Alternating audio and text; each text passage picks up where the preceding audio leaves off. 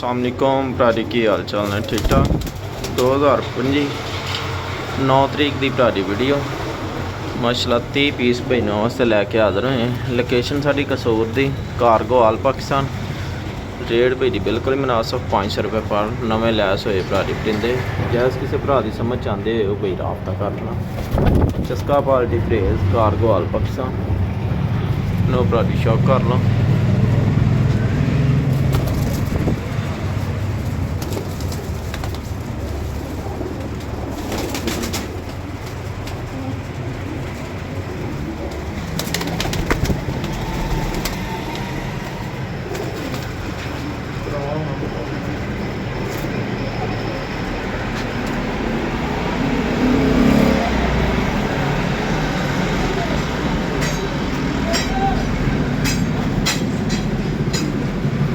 आखड़ा रखा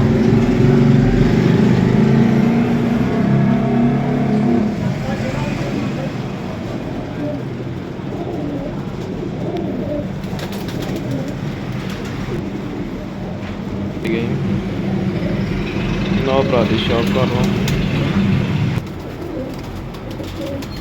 नौ भरा शौक कर लो।